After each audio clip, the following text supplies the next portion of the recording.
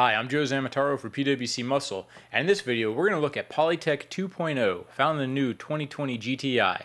Can a plastic hull really work in a full-size ski?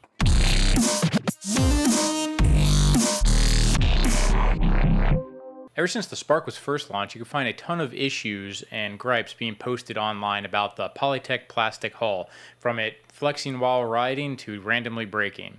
A few years ago, SeaDoo brought Polytec to the GTI lineup, specifically for the GTI 90.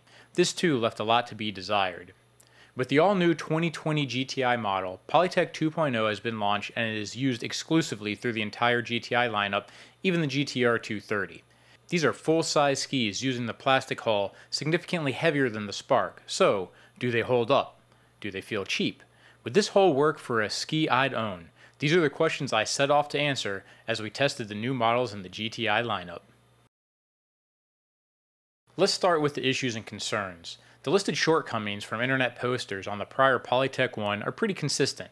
Plastic hulls break more easily, they're harder to repair, feel cheap, and are dangerous if you wave jump or go away from shore.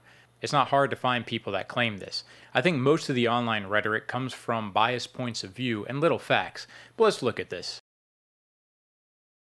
Plastic hulls break more easily. It's true that I've seen a lot more broken, punctured, or cracked hulls on Sparks than any other model ever.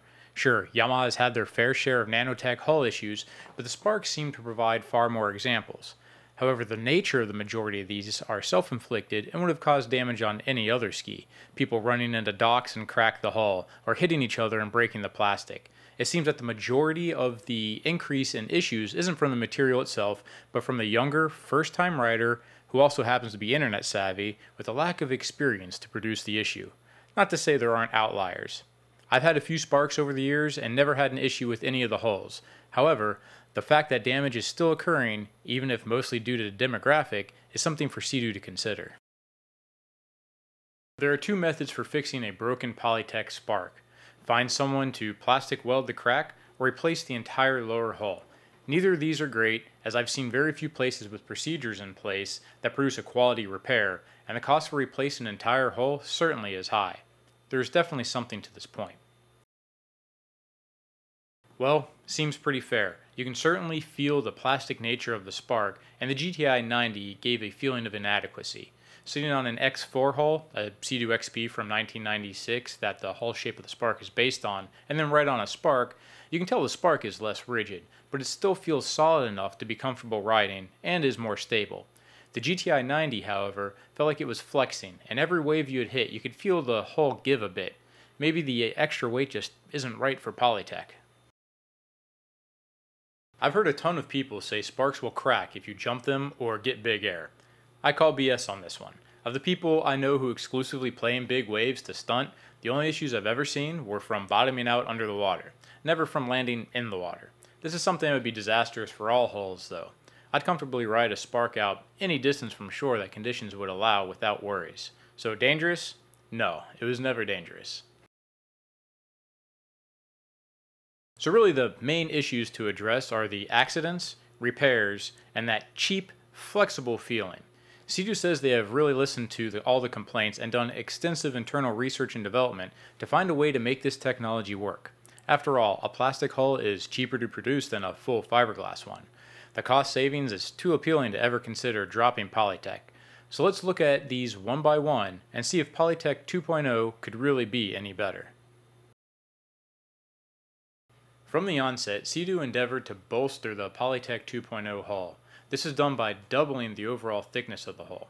They didn't stop there though. Critical areas, such as the keel, are nearly 1 inch thick. Also, SeaDoo added fiberglass reinforcements between layers of Polytec in crucial areas. The result is a much more robust and stronger hull, while still being about 50 pounds lighter in the new GTI from the previous year. So if you still manage to break your hull, what next? Well, to address the issues, SeaDoo standardized the repair process. Now all SeaDoo service centers should be able to perform a specialized plastic welding operation. This repair is said to actually strengthen the cracked area to make it stronger than it was before, so further issues from the impacted area would be completely halted. In practice, this will allow you to have confidence in a hull even after the repair. However, if the damage is too extensive for repair, SeaDoo has gone another step further and reduced the replacement cost of a lower hull by more than half. This has effectively changed the game for Polytec and durability and the effectiveness to keep it on the water. Regarding flexing, it should already be obvious that the reinforced hull will be more rigid. The thicker material handles stresses to the hull extremely well. The ribbing inside is also well designed to stiffen the hull. While you can barely detect minor flexing, it's more like a soft suspension that gives just a slight amount, nearly indiscernible to the average rider. Overall, the new hull is greatly improved from the previous generation GTI. I've always felt there is a cheap feeling to older GTIs, however this one certainly changes that perception, and most of this can be attributed in one way or another to Polytec 2.0. Polytec 2.0 is exceptional for an entry-level or secondary ski. I'd certainly own a new GTI 170 as my lender ski. Of course, I focus more on performance, but for a cruise where speed isn't important or maybe touring, the GTI 170 performs really well. They add a ton of features to the GTI lineup, and it's directly attributed to using Polytec 2.0. More on that later. I'd confidently say there isn't a better ski that's in its class. So the GTR, like prior years, is based on the GTI and has a supercharged engine. This year is no exception, and the GTR 230 now rides on Polytec 2.0. It's slower due to the Polytec 2.0, but it's still a good ride. The skis are lively, carved nice, and the hull shape works really well. You can't notice that much drag and acceleration, but top speed being lower on the GTR 230 is from hull drag. Unofficially, someone at BRP said you can basically use bumper filler and smooth the hull and you'll gain back the lost speed. Rest assured, this isn't a technology that will completely transform the industry into its exclusive use. SeaDoo has confirmed to me that their current plans are to continue to use fiberglass CM tech on their high-end models like the GTX and RXPX. You just can't beat the performance. So to conclude this video, I'll give my candid opinion. I think SeaDoo appropriately placed Polytec 2.0 in its lineup. The GTI is perfect for this application. The update makes it stronger, more solid, and still lighter than fiberglass, and easy to repair. The ease of repair and additional strength means you can confidently lend the ski to a friend who has never ridden before, and if they mess up bad enough to damage the hull, you can fix it at any SeaDoo service center. I do not like it on performance skis, which the GTR 230 is supposed to be. It isn't that Polytec can't handle the power, let me be clear. It can, and it feels strong. It is the drag and slight flexing that I don't like. While the GTR 230 is great in every other way, the drag on the hull takes away from the main appeal to getting a supercharged SeaDoo. And the cushioning feels like a soft suspension, appropriate for a cruiser, but not desired in a race car. Then again, I've never been a huge fan of the GTR, so I might be biased as well. And before my last point on Polytec 2.0, I'd like to reiterate what SeaDoo has done here. They've strengthened key areas with fiberglass reinforcement, thicker spine, thicker material, while still having weight savings. The repair costs are reduced and much easier to perform at any SeaDoo service center. The hull is more rigid and rides nicely, feeling like a fiberglass hull with some slight forgiveness. So side by side, fiberglass versus Polytec 2.0, I'm not sure it's fair to say fiberglass wins or Polytec wins. Polytec still has one major advantage though. Remember that cost savings for producing a Polytec hull?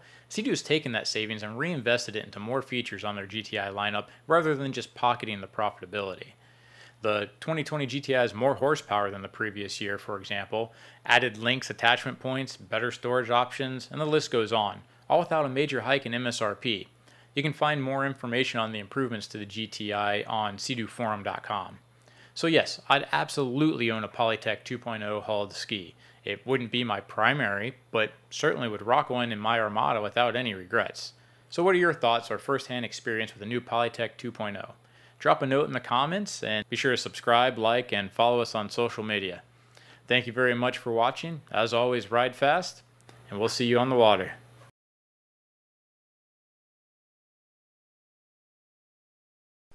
Check out our latest videos by subscribing, and be sure to hit the notification bell so you get an instant notification every time we upload new content. And in the meantime, here's some additional videos for your viewing pleasure. Sexy eyes, yeah.